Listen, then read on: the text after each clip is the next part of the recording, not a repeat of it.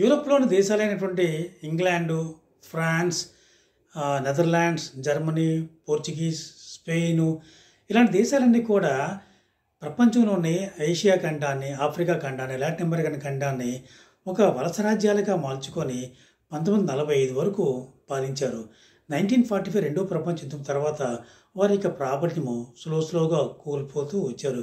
ఎంత కోల్పోయిందంటే ఈరోజు అమెరికాకి వీళ్ళు సామంత రాజ్యాలుగా ఉన్నాయా అన్నట్టుగా మనకు అనిపిస్తున్నది.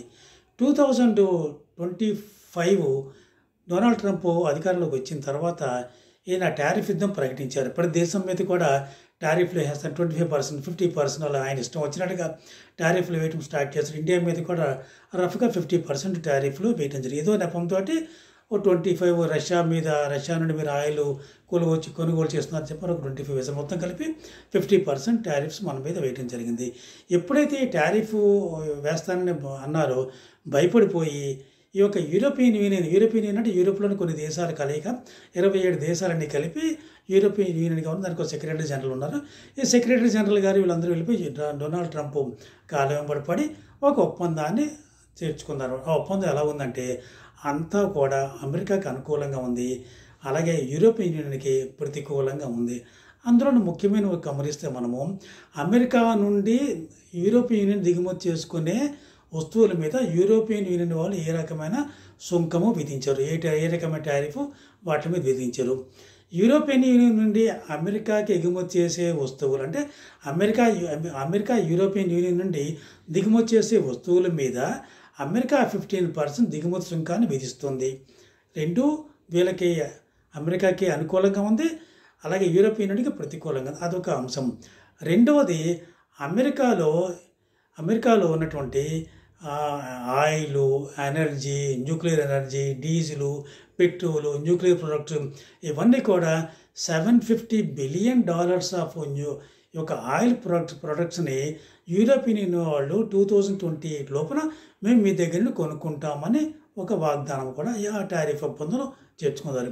ఇంకోటి ఏంటంటే $600 బిలియన్ ఇన్వెస్ట్మెంటు అమెరికాలో మేము చేస్తాం 2029 లోపున అని చెప్పడం జరిగింది. ఆల్రెడీ యూరోపియన్ యూనియన్ $2.4 ట్రిలియన్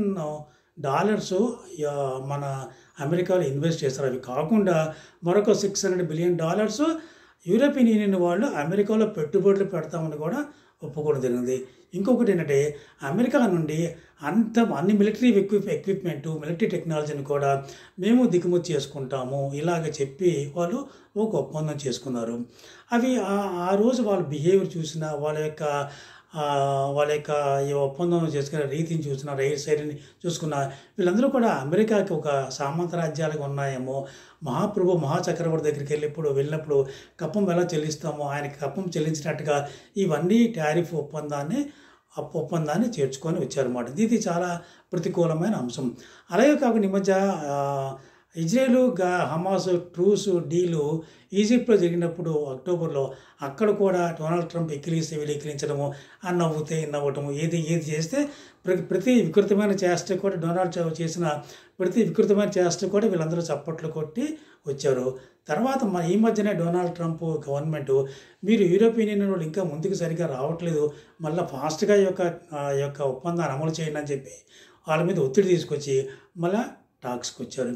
ఈ దేశాలైనా మన ప్రపంచంలో ఇన్ని దేశాలు మనలాంటి దేశాన్ని, మిగిలిన దేశాన్ని పాలించారు. వీళ్ళు ఈ పరిస్థితికి ఎందుకు వచ్చారు? వీళ్ళు ఎప్పటికైనా ఒకసారి చూడండి, మెక్సికోని కానీ, కెనడాని కానీ, అమెరికా, చైనాని కానీ, లేదా ఇండియాని కానీ చూడండి, ఎంత ధైర్యంగా డొనాల్డ్ ట్రంప్కి ఎదురొడ్డి నిలబడ్డారు. అలాంటి ధైర్యం మీకు ఉండాలి. మీరేంటి సామంత రాజ్యాల్లాగా వ్యవహరిస్తున్నారు.